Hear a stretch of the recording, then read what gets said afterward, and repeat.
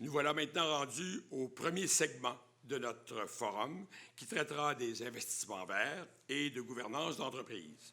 Ce segment est dirigé par Maître Dominique Babin, qui est associé ici au cabinet et dont la pratique est axée sur les transactions commerciales, le commerce international et la conformité. Et ce, principalement pour des entreprises manufacturières innovantes dans le secteur des sciences de la vie. Pour ce segment, nous avons le plaisir de recevoir M. Éric Lachance, président et chef de la direction d'Énergir, et Mme Geneviève Labrie-Baudouin, directrice ESG et développement durable chez Investissement Québec. Je vais vous donner quelques détails concernant nos intervenants de ce matin. M. Lachance, lui, il s'est joint à Énergir en janvier 2017 et a occupé différents postes de haute gestion. En janvier 2020, il a été nommé président et chef de la direction de l'entreprise. Auparavant, il avait occupé différents postes au sein de la Caisse de dépôt et placement du Québec, notamment en étant le directeur régional Europe au sein de la filiale CPDQ Paris, où il dirigeait l'équipe qui assurait la gestion du suivi et de la valorisation du portefeuille européen d'investissement et infrastructures de la Caisse.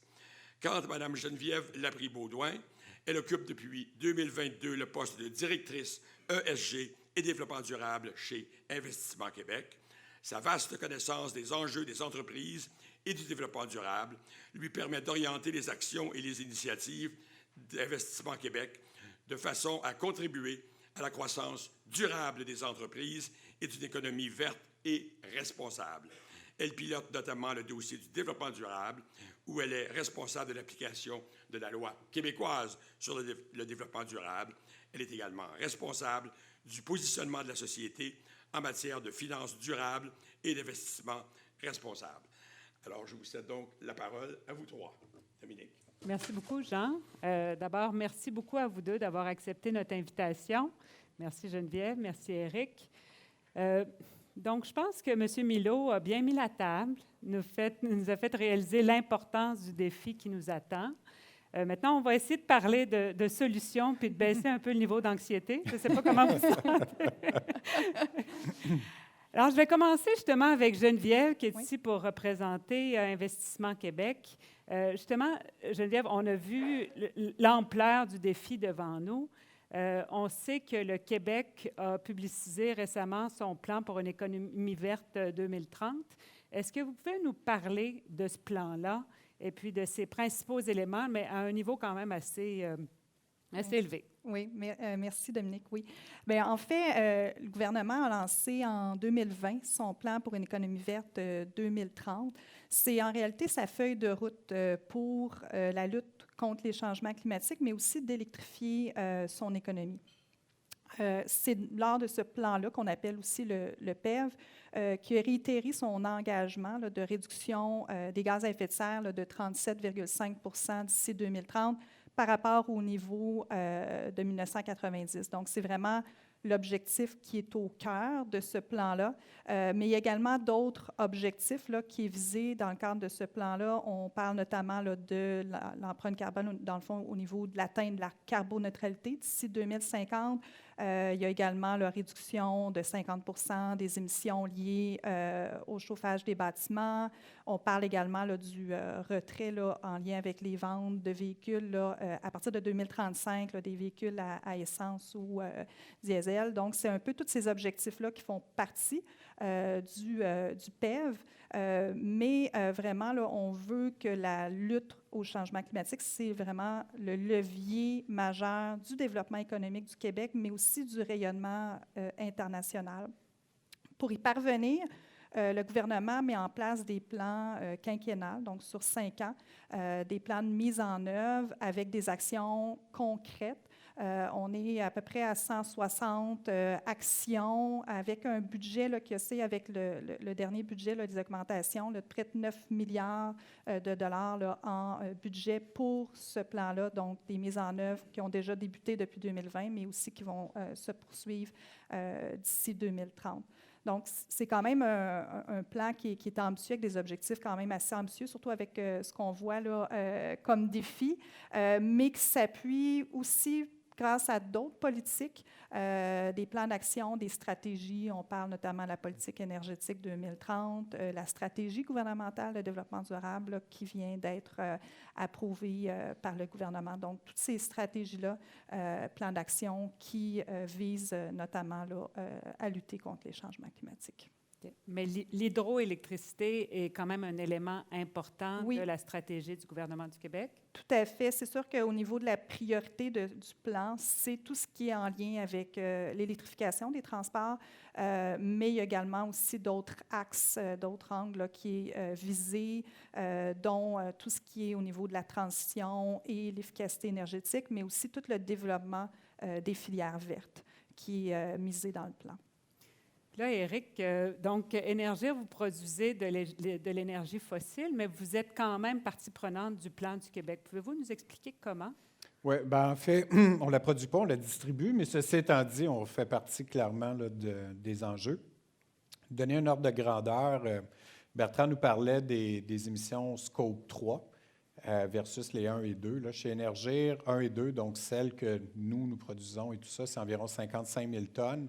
Scope 3, donc les émissions qui viennent du fait que les gens consomment du gaz naturel au Québec, on parle de 11 millions de tonnes. Donc vraiment, on a orienté l'entreprise sur comment on peut réduire ces 11 millions de tonnes-là. Et en fait, en termes de la réflexion, il y a environ 3 ans, on savait que le PEV est en train de se développer. Donc on s'est intégré aux discussions au niveau du PEV. Tout aussi, on a adhéré très tôt au niveau du standard du TCFD. Et donc, à l'époque, dans la démarche que Bertrand a expliquée, nous, on s'est alignés à ce qui était l'objectif de 2 degrés au moment où on a fait le plan. Puis c'est à travers ça, finalement, qu'on a développé un portefeuille d'initiatives commerciales qui vise essentiellement sur l'horizon 2030 à réduire de 30 % les gaz à effet de serre dans le secteur du bâtiment.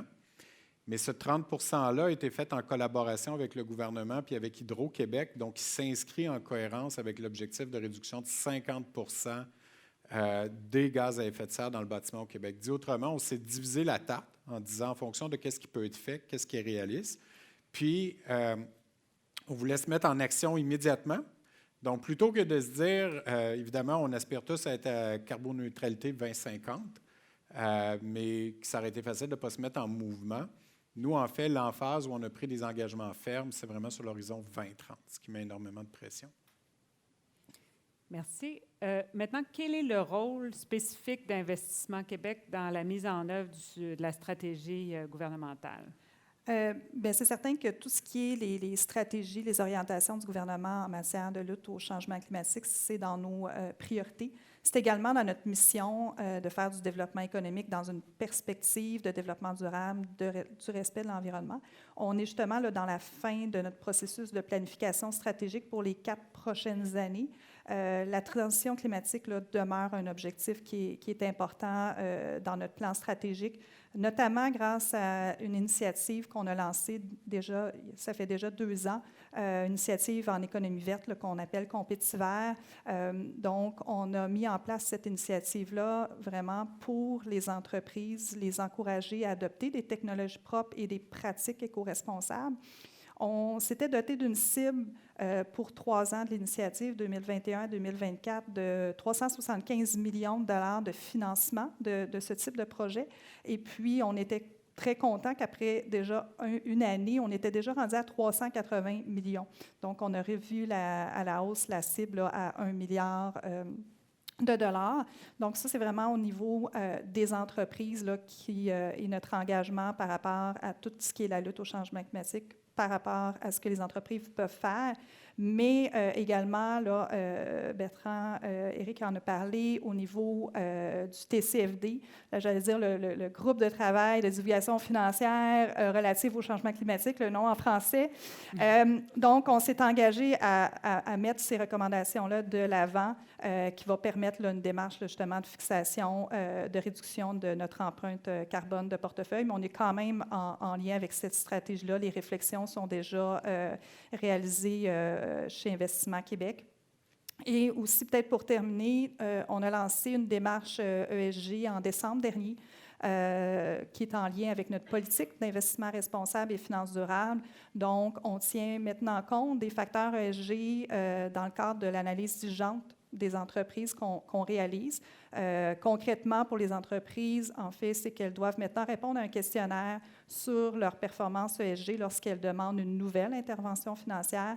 Nous, ça nous permet d'avoir le portrait auprès des entreprises, de mieux les accompagner. L'objectif, c'est vraiment pas de refuser les entreprises, mais vraiment de les encourager à avoir des bonnes pratiques pour s'assurer qu'elles demeurent compétitives. Justement, quel est, à votre avis, le rôle des entreprises une fois qu'elles sont sensibilisées? Là? Comment une entreprise peut se décarboner puis avoir un impact dans la lutte au changement climatique? Ça, la question peut s'adresser peut-être d'abord à Geneviève puis ensuite à Éric. Parfait. Bien, en fait, on l'a vu là, avec les constats ce matin. Je pense que oui, les entreprises ont un rôle à jouer, mais on a tous un rôle à jouer. Investissement Québec, Énergir, BCF, les entreprises en général, mais aussi les citoyens. Collectivement, là, il faut changer nos façons de faire, nos façons de consommer, nos façons de produire. Donc, si on parle un peu plus en termes là, de chiffres, il y a eu les récents tout l'inventaire des GES du Québec qui ont sorti dernièrement avec des résultats au niveau des années 2020. Il y a quand même encore le secteur du transport qui est le plus grand émetteur de gaz à effet de serre. Là, je pense que c'est aux alentours de 43 transport routier, là, à lui seul, de cette portion-là, est à 75 responsable. Vient par la suite le secteur des industries, qui est à 31 mais on note quand même que le secteur des industries, il y a quand même une réduction depuis les années 90 comparativement au secteur des transports. Donc, oui, il y a déjà beaucoup de travail qui a été fait auprès des entreprises, mais il y en a encore beaucoup à faire. Là, on n'est pas du tout, on est loin des résultats escomptés d'ici 2030, surtout avec les constats qu'on vient de voir ce matin. Mais il faut le voir aussi d'une perspective aussi plus large. On a parlé également, je pense que les entreprises doivent prendre en considération tout ce qui est l'environnement, tout ce qui est les facteurs ESG, parce que ce n'est pas nécessairement aussi des objectifs au niveau des obligations, au niveau du gouvernement, mais la pression vient de plus en plus des grands donneurs d'ordre. Il y a aussi des barrières non tarifaires à l'exportation. On a entendu parler tout à l'heure en Europe, ils ont des réglementations, donc il faut prendre en considération tout ça. Également des pressions des consommateurs, mais de plus en plus aussi les pressions viennent de l'interne auprès des employés. Les employés demandent à ce que les entreprises prennent en considération l'environnement. Contexte de main-d'œuvre aussi qu'on a présentement, je pense qu'on n'a plus le choix de prendre en considération tous ces éléments-là. Mais aussi, je veux le mettre aussi dans une perspective, pas juste de responsabilité, mais de le voir aussi dans des opportunités d'affaires. On le sait que le marché international il est en très grande croissance pour des produits bas carbone, justement, on a entendu parler, mais également des solutions technologiques qui peuvent justement servir à l'environnement. Donc, je pense que c'est important que les entreprises prennent ce virage pour vraiment profiter des occasions d'affaires aussi qu'elles peuvent représenter. Parlant justement des pressions, puis d'où vient l'incitatif à diminuer son empreinte carbone, vous, Énergir, c'est venu principalement de où les incitatifs à adopter vraiment un plan vert qui est quand même assez robuste? Hein? Je dirais de la lucidité, là, mais en toute candeur. En fait, moi, j'ai toujours trouvé qu'Énergir, là, on est chanceux. C'est que depuis des années, on a des employés qui se lèvent le matin et qui ont le goût d'avoir un impact positif sur les communautés qui servent, en fait. Je dirais que jusqu'à il y a 3 ans, avoir un impact positif, ça pouvait se faire essentiellement en continuant de croître en termes de volume distribué parce qu'on déplaçait beaucoup de produits fossiles pétroliers. Donc, pendant ces 10 années-là, ce que je dirais, c'est que on aidait à décarboner, mais en vendant plus de gaz naturel, en délogeant un autre produit énergétique qui était plus fossile. Il y a à peu près 3 ans, dans le fond, les employés étant lucides, ils voyaient bien que le gaz naturel faisait partie du problème, puis que donc, il fallait qu'on change de posture aussi comme entreprise. C'est que ça n'a pas été, je dirais, difficile de prendre la décision de dire, bien, en fait de la journée, il va falloir qu'on repositionne notre modèle d'affaires, de passer d'une compagnie qui voulait toujours vendre le plus de volume possible à une entreprise qui, essentiellement, à partir de maintenant, va se concentrer vraiment là où le réseau gazier va être complémentaire dans l'offre énergétique. Donc, beaucoup moins de volume, on s'en va dans la valeur du réseau. Et par ailleurs, parce qu'on va se concentrer dans des marchés où il y a une valeur pour le réseau, bien, on va être capable de justifier des gaz qui sont renouvelables, qui sont beaucoup moins émissifs, mais qui vont être, par la force des choses, beaucoup plus chers que le gaz naturel fossile. Donc, à partir de là, je vous parle rapidement de 3 initiatives commerciales qu'on a mises en place. L'efficacité énergétique, on en faisait déjà depuis une vingtaine d'années. On a été des précurseurs à le faire. La raison initiale, c'est qu'à un moment donné, le gaz coûtait cher, c'est qu'on a voulu aider nos clients à économiser. Sauf qu'on a développé un muscle qui est hyper bien. C'est que ce qu'on a décidé de faire, c'est qu'on a doublé nos budgets pour aider nos clients à réduire. Ça a l'air de rien, mais sur 10 ans, ça va être l'équivalent de 10 de nos volumes au Québec qui vont être réduits juste avec l'efficacité énergétique. L'autre élément, c'est, comme je vous le disais, si on veut aller avec moins de volume et dans des gaz verts, bien, on a mis énormément d'énergie à développer tout ce qui est une filière de gaz renouvelable, donc de GNR. GNR, c'est quoi? Pensez à ce que toute matière organique qui se décompose, Bertrand faisait référence, ça envoie du méthane à l'atmosphère. Donc, on vient contrôler cette décomposition-là dans une usine. Donc, on capture ce méthane-là, on le filtre, et ce que ça nous permet, c'est de réutiliser ce méthane-là. Donc, on recycle essentiellement du méthane qui autrement aurait été à l'atmosphère plutôt que d'en sortir au niveau fossile. Prochainement, ce qu'on va réaliser aussi, c'est qu'à travers ce processus-là, on a à peu près, si on sort 20 unités de méthane, on sort aussi 15 unités de CO2 qui, aujourd'hui, on n'arrive pas à valoriser. Mais stay tuned, on va trouver une façon d'aller valoriser aussi ce CO2-là qu'on capture ou du moins séquestrer à tout événement.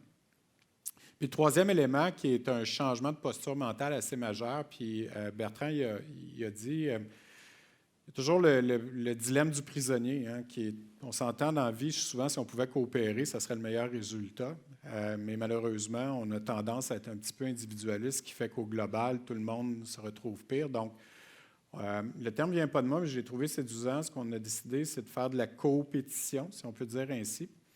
Donc, on a décidé de faire un pas assez énorme, de collaborer activement avec Hydro-Québec. Donc, comme je l'ai dit, on s'est mis à travailler ensemble. Puis cette collaboration-là, ce que ça a permis de faire, c'est, entre autres avec une offre commerciale qui est la Biénergie, essentiellement, on volontarise une réduction de 70 % dans les types de bâtiments qui peuvent se faire. Donc, on va favoriser cette électrification-là. Mais essentiellement, le dernier 30 % il coûte très, très, très, très cher à électrifier à Hydro-Québec. Donc, aujourd'hui, le 30 % résiduel est au gaz naturel fossile, mais très rapidement, on veut l'amener avec du gaz naturel renouvelable afin d'amener vraiment une solution qui est carboneutre au niveau des clients. Donc, c'est vraiment un changement de posture mentale, mais qui, d'abord et avant tout, commence avec les femmes et les hommes qui sont dans l'entreprise, puis qui se lèvent le matin, puis qui se disent comment on peut aider les communautés, parce que c'est ça qu'on fait des distributeurs d'énergie depuis 60-100 ans, c'est que dans le fond, on s'assure d'amener quelque chose qui est vital, qui est l'énergie à nos clients. Puis quel a été l'impact de votre changement de stratégie sur les résultats de l'entreprise puis sur sa valeur? Bien, ça, c'est assez intéressant parce que hier, j'étais justement à une autre conférence, puis souvent, les entreprises vont nous dire « Ouais, mais j'ai un devoir de profit, tu sais, je ne peux pas impacter, mais... » Écoutez, moi, je fais ça. Moi, j'ai travaillé 17 ans en investissement. Là, c'est que le numérateur, c'est les profits, mais on appelle ça faire une actualisation. On dit combien ça vaut aujourd'hui, puis là-dessus, on met un taux de risque. Puis moi, ce que je dis, c'est, écoutez, à la fin de la journée, même si on sacrifie peut-être un petit peu de croissance à court terme, le fait de venir réduire ce risque-là, pour moi, c'est créateur de valeur énormément au-delà du... Ça, c'est pour les cerveaux plus financiers, que je dirais. Après, sociétalement, ça demeure que c'est la bonne chose à faire. Puis honnêtement, puis ça, malheureusement, c'est moins parlé, mais ça va coûter très cher, la décarbonation, parce qu'on doit repenser toute une économie. Hein. L'énergie, je veux dire, c'est 75 % des gaz à effet de serre. La corrélation, même si on a diminué notre consommation énergétique par PIB, peu importe, il il en demeure pas moins que la corrélation est à peu près à 1. Là. Si vous augmentez l'économie, vous augmentez la consommation d'énergie. Donc, si vous êtes pour décarboner la société, vous êtes en train de repenser carrément comment que vous allez produire, comment vous allez consommer. Et ça va nous créer des opportunités. Peut-être qu'aujourd'hui, il y a peut-être une période où on peut avoir l'air de laisser un peu d'argent sur la table, mais moi, je suis convaincu qu'on va en ressortir avec beaucoup plus de bénéfices dans le futur, avec tout ce qu'il y a à saisir, parce qu'on s'est mis en action avant, malheureusement, d'autres. Mais ça a dû quand même donner lieu à des discussions assez musclées, j'imagine même au sein du conseil d'administration. Est-ce qu'il y a eu une tension entre les objectifs à court terme versus les objectifs à long terme? Puis comment cette discussion-là a eu lieu? Étonnamment, je dirais non. Au niveau du conseil d'administration puis les actionnaires, puis si vous n'avez pas compris qu'ils sont passionnés en écoutant Bertrand, là, on aurait un problème d'alignement, là, mais non, au niveau actionnarial, franchement, on a vraiment le support. Puis par ailleurs, non seulement il y a une conviction environnementale au niveau de la caisse, mais aussi il y a une vision de long terme qui nous permet justement de faire ces choix-là à court terme. Ça, c'est précieux. Puis on a aussi le fonds FTQ à l'actionnariat. C'est sûr que, on s'est concentré, comme je vous disais, sur le premier 30 % au niveau du bâtiment, parce que aussi c'est des solutions qui sont matures et qu'on peut faire dès maintenant. J'ai 60 % des volumes au niveau énergétique qui sont aussi dans l'industriel, où là, les choix que ces industries-là, d'abord, la réalité, c'est qu'ils n'ont pas beaucoup de pression au niveau de la taxe carbone aujourd'hui, là, particulièrement au Québec. Honnêtement, la vérité, c'est qu'ils ne sont pas si tant pressés que ça aujourd'hui. C'est une réalité.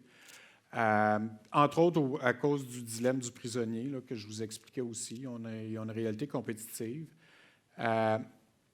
L'autre élément, néanmoins, c'est que quand on les a sondés pour comprendre, puis on leur a dit carrément, écoutez, nous, on a un réseau à gérer. Un réseau, c'est un ensemble de morceaux qui doivent bien travailler ensemble, puis tout doit arriver au bon moment, à la bonne place. Donc, c'est important pour nous de comprendre. Si vous allez nous laisser, c'est parfait, mais on veut le savoir. Si vous pensez continuer, on veut voir vos plans de décarbonation.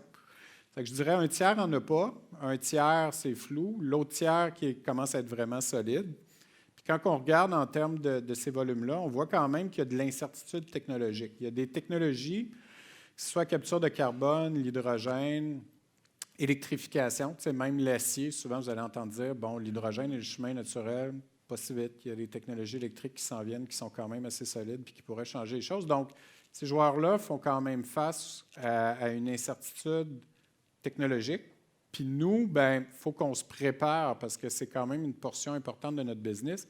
Et ça, je dois avouer que dans le modèle des entités réglementées classiques, nous autres, on est un cash flow stable et prévisible. Puis là, quand tu dis, écoute, il y a une vague de croissance, des opportunités, il va falloir quand même qu'il y ait un petit peu plus d'appétit pour le risque. Il y a 3 ans, j'avais peut-être un conseil d'administration qui était moins confortable avec ça, mais qui aujourd'hui comprend que si tu ne commences pas à danser maintenant, à la fin de la journée, c'est sûr que tu n'auras pas une date à la fin de la soirée. Là. C'est que le point quand même, c'est qu'il faut l'équilibrer, il faut le faire intelligemment, mais à un moment donné, je veux dire, il faut que ça te prenne des convictions. Là, puis, moi, j'avais encore un débat sur oui, mais puis malheureusement, c'était avec des décideurs, là, mais du privé, là, juste pour être clair.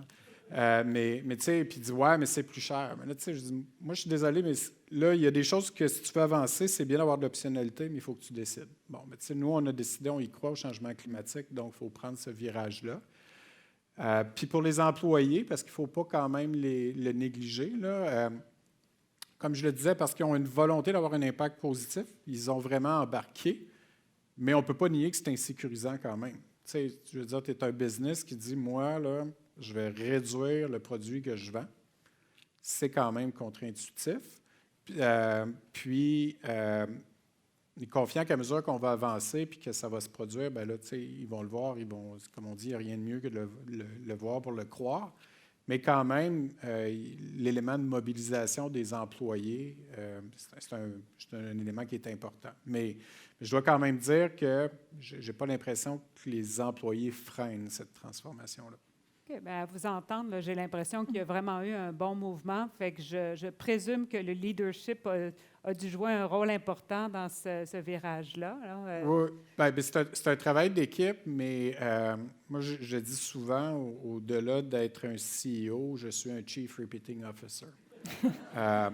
Parce que... On l'attendait, celle-là.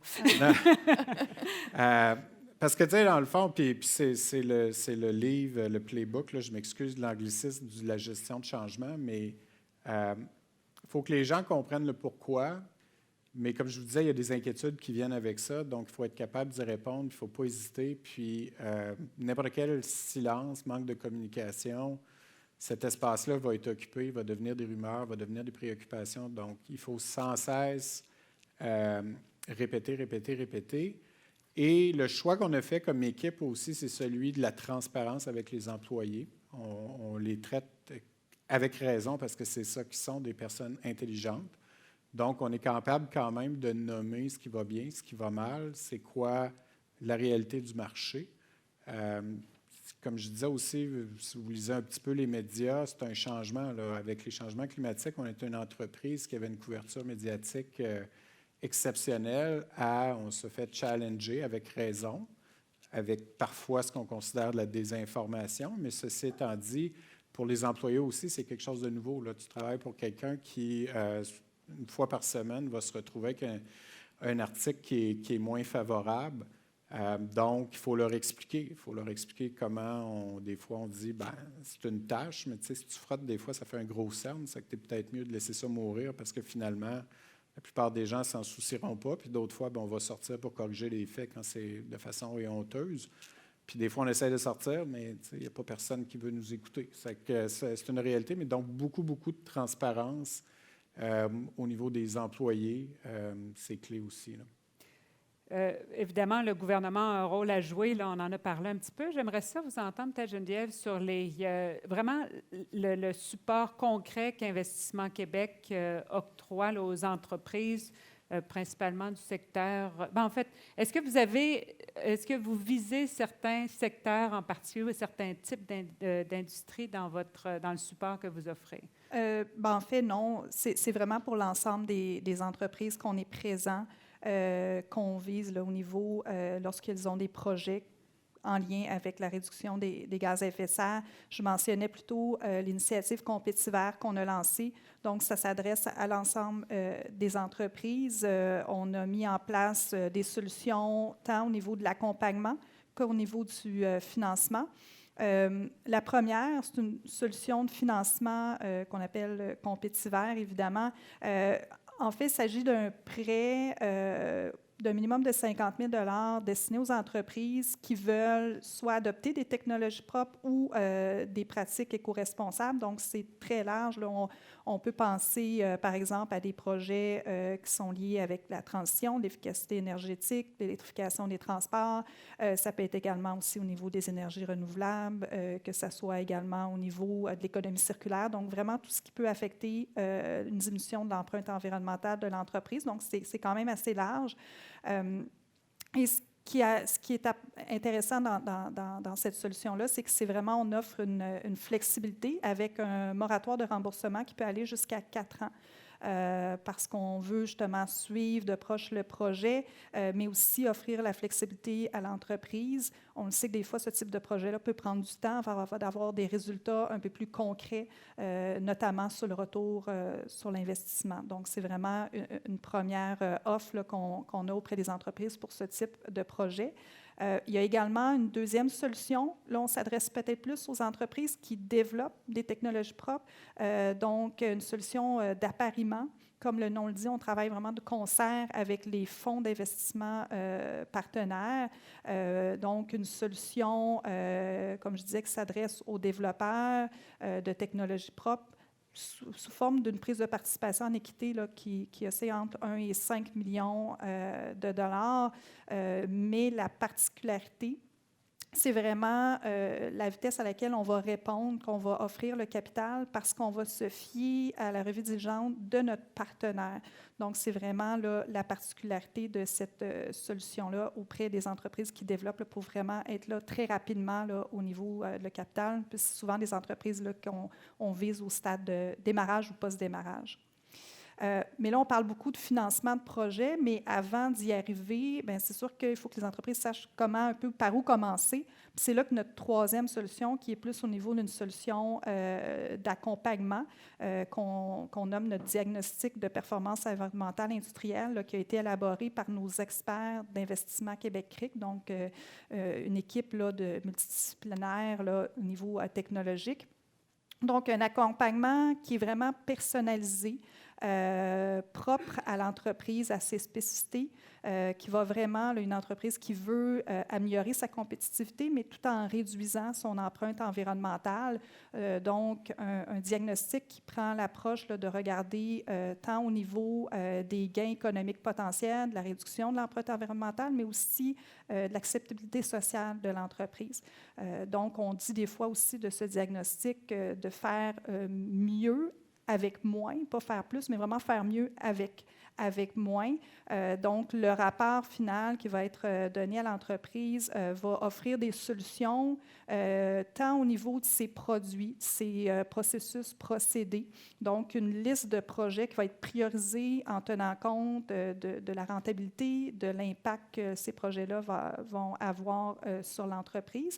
Puis, on offre maintenant un tout nouveau volet dans le diagnostic qui est en lien avec le potentiel de réduction de GES. Donc, pour l'ensemble des projets qui sont identifiés au niveau là, de la faisabilité, de la rentabilité, on va vraiment regarder pour chacun d'entre eux quel est le potentiel de réduction de GES. Donc, c'est vraiment intéressant pour les entreprises, vraiment de comment amorcer cette démarche-là avant d'arriver là, au financement d'un projet.